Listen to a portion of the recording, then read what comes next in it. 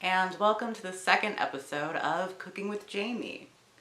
Today we are going to talk about applesauce, one of my favorite ways to sweeten and flavor dishes. We're going to be making 2 savory dishes and 1 sweet dish today, and let's get started. The first thing we're making today is applesauce bread. It's a really nice coffee cake that is good for every occasion.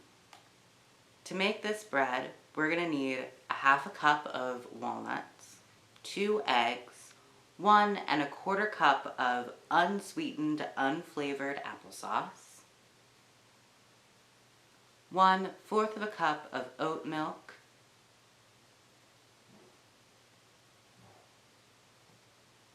and half a cup of vegetable oil. We're also going to need a spice mixture of 1 teaspoon baking soda, 1/2 teaspoon baking powder, 1 teaspoon ground cinnamon, 1 teaspoon ground ginger, half a teaspoon ground nutmeg, and 1/2 teaspoon salt. Keep in mind that this recipe will be on both the Bentonia Public Library website, and you can pick it up at the Bentonia Public Library with all the rest of the recipes that are going to be in this series. In addition to the aforementioned ingredients, we're also going to need 1 cup of white sugar and 2 cups of all-purpose flour. Now, let's get cooking. The first thing you're going to have to do is add our 2 eggs into the bowl. We're also going to mix in the rest of our wet ingredients, so our oil, milk, and applesauce.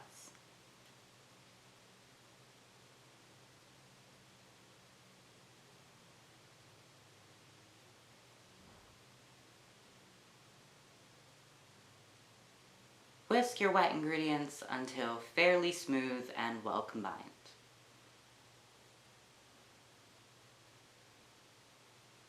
Add in our 1 cup of sugar and whisk again.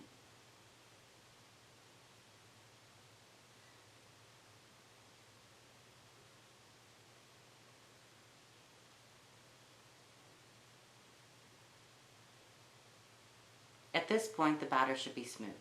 Next, add our 2 cups of all-purpose flour and our spices. You're going to want to fold the dry ingredients into the wet ingredients instead of whisking. Whisking will aggravate the gluten and you'll end up with a chewier dough. Once that's done, you can fold in the walnuts. Then add to a prepared baking dish. I prepared mine with butter.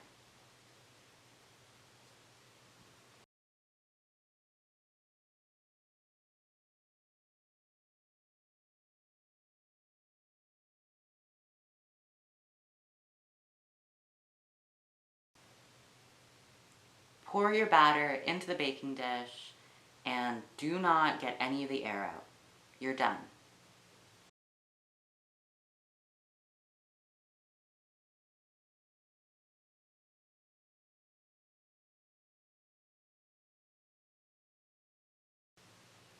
Our next recipe is a beautiful sweet potato curried soup.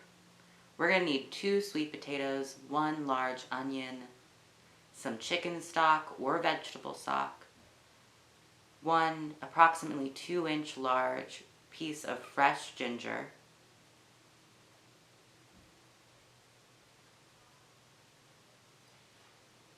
and 1 tablespoon of curry powder. Make sure to add this curry powder to your taste. You might want 2 teaspoons, you might want 1.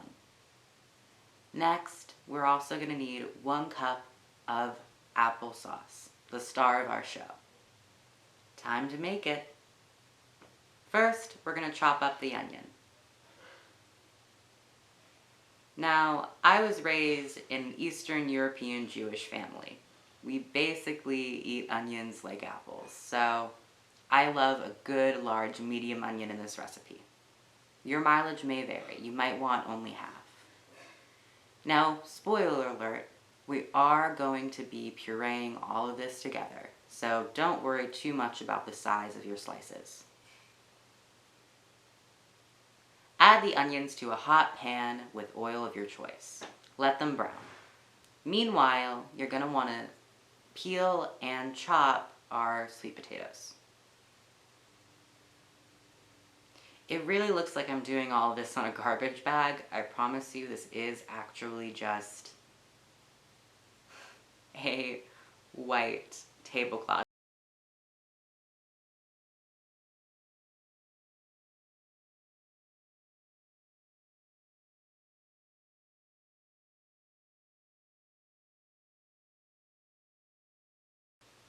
Alright, we're going to need to peel our ginger and we're going to grate our ginger as well. Use kind of a medium-sized grate to do this. You all will be proud to know that I did not get my knuckle. No fingers were harmed in this event, in this episode, unlike last episode. Tune in, by the way, if you haven't. We covered coconut milk last week.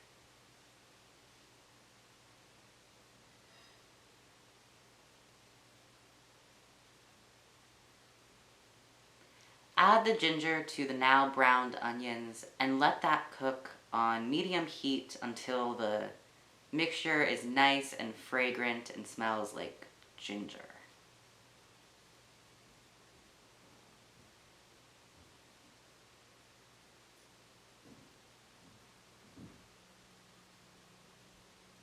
Next, add our curry powder, our applesauce, our chicken stock, and our sweet potato. Again, add as much or as little curry powder as you'd like. You can also add turmeric in this stage if you want more of an orange soup as compared to an orangish green soup. Also, turmeric just tastes really good.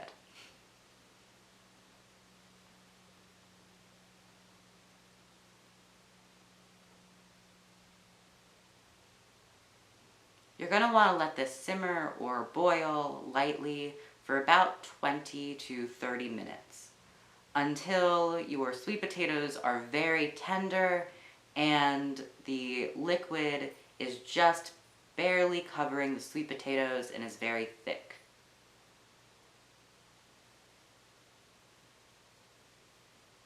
It looks like this. See? Beautiful. Now we're going to take this and blend it all up.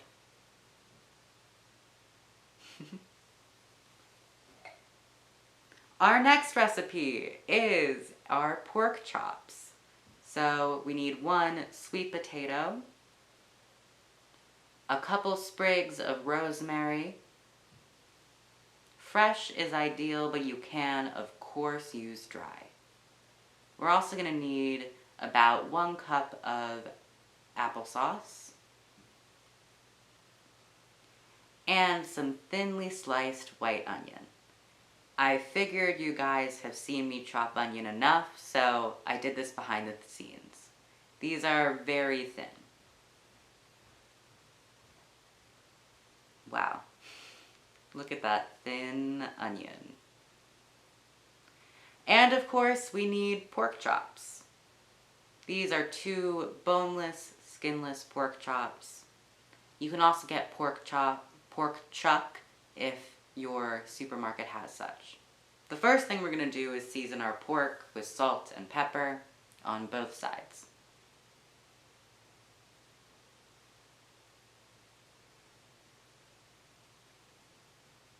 Riveting. Look at my nails. I actually painted them again. Aren't you impressed?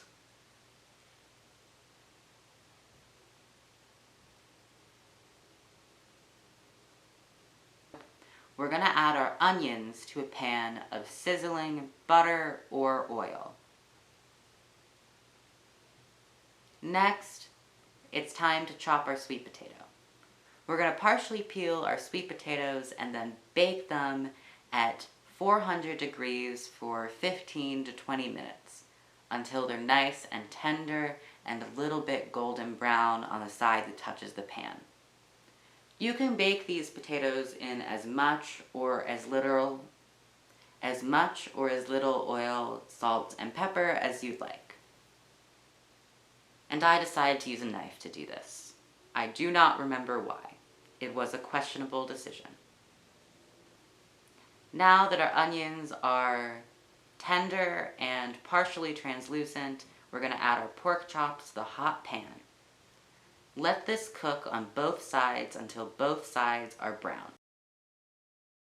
And it looks like this.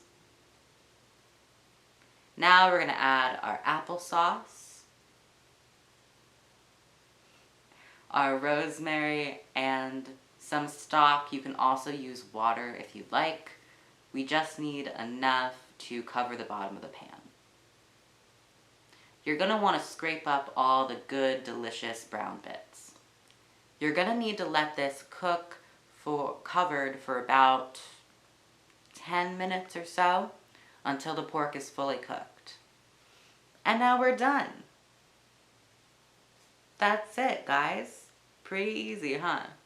We have 3 delicious meals now.